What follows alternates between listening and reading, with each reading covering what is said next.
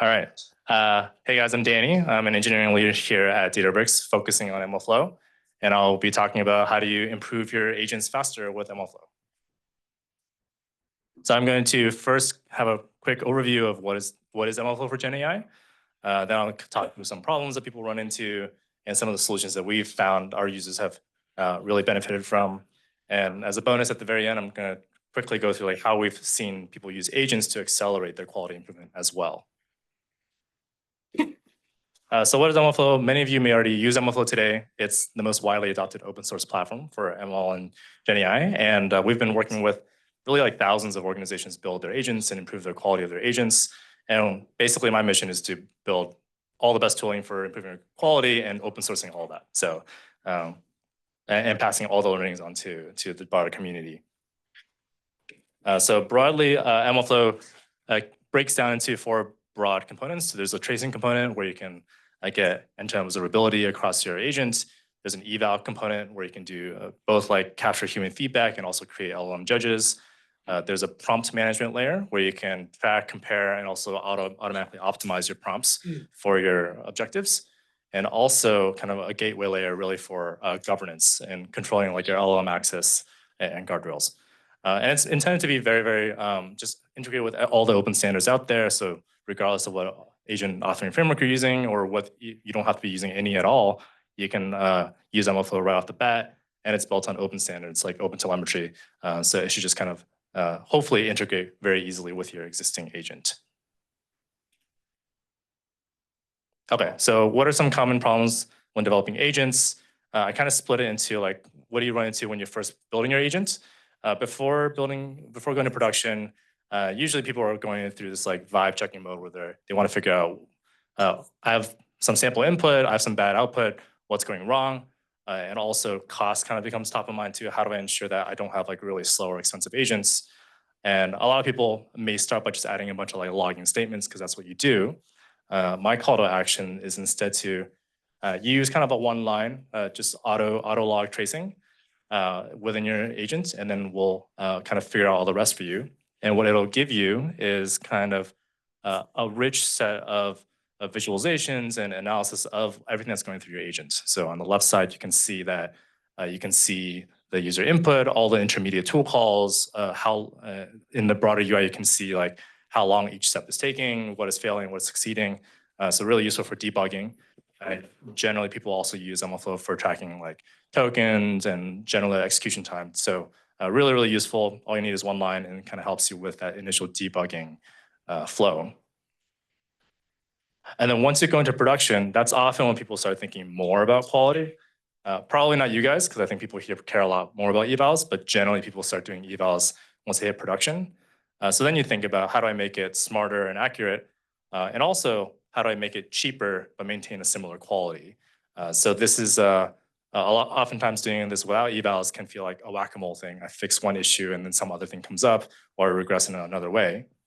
But specifically, I think some stuff that our customers have been using is a lot of like auto prompt optimization to help improve agents. So this is where I kind of built a silly little demo here where it's just like, answer this question, and I feed it some sample inputs.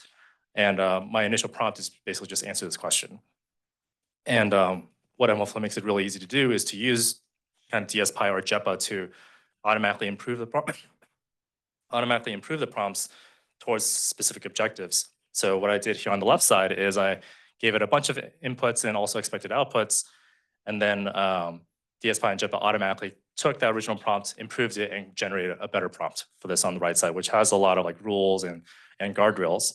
And you'll see on the next screen that it's actually a lot better now. Maybe a little hard for you guys to see, but basically originally the agent was giving a lot of like inconsistent answers or maybe like pretty verbose answers.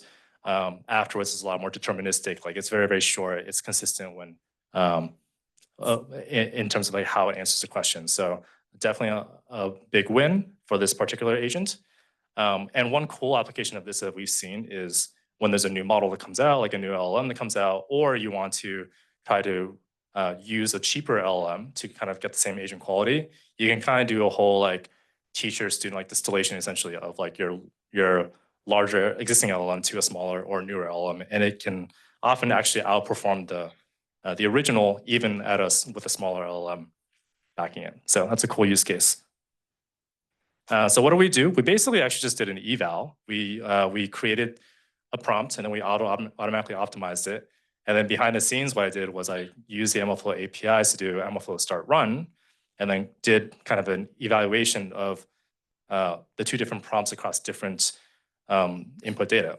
And so yeah, I mean, generally, I think building evals early is the best way to quickly improve your quality.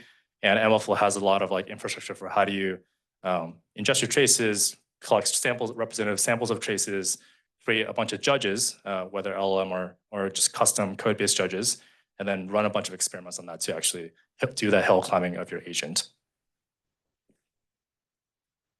Another thing that people often end up doing is once it's in production, an agent is in production, people will look at a lot of traces manually to figure out like what are the new error cases I'm running into, or what are the issues I got to build and fix. So we had an idea like, what if we use agents for this? And so I think a couple of months now, we actually built this AI insights feature, which agentically reads all your different traces. Under the hood, basically, MLflow has MCP endpoints for all its APIs. It'll look at your existing agent traces, figure out what's going wrong, form hypotheses, and actually produce recommended actions and potential judges for you to build. So I don't have time for the full demo, but you can see this screenshot. I'm in Claude Code. I basically called this like new analyze experiment tool. And what it will do, as you can see, is it calls into all these MLflow APIs to figure out, let me pull all the traces, let me understand what's going on. And ultimately it gives you kind of a new markdown file with a bunch of recommendations in terms of like, both like operational kind of metrics, what's going well in terms of quality, what are things that you could be improving on, and even cite specific traces for you to follow up with. So yeah, I think it's a really cool thing that people have been, that we built, that people have been using to kind of really like augment and complement their existing kind of error classification workflows. Yeah, and then I guess just a quick recap is MLflow helps you when you're vibe coding your initial app for debugging cost and quality. It helps you improve your agent quality and lower costs with a lot of these kind of like auto prompt optimization techniques that we're doing. Of course, also having this like kind of eval framework and experiment tracking layer. And we also have this way to surface automated insights to help you kind of bootstrap a lot of your work. So yeah, I would love if you guys could get started today. Here's a bunch of APIs that you could use. That one-click auto tracing, optimizing prompts, running evaluations, generating insights. And there's like a aligning LLM judge line that I didn't get to, but we have a whole API to like auto align judges with human feedback as well. So I'll leave you with like a couple QR codes and a link to the slides if you want to kind of look at this afterwards. Yeah, and I guess I'll maybe have time for like 1 or 2 questions. I don't know how I'm doing on time, so. Yeah, we got time for a couple of questions. So if you want to, I'm here with the mic. I don't want to drop the mic. Anybody? Going once, going twice. Okay, if you're interested, go to MLflow.org, take a picture of those things, and looking forward for you to guys use it. So thank you very much. Give a big hand to Danny.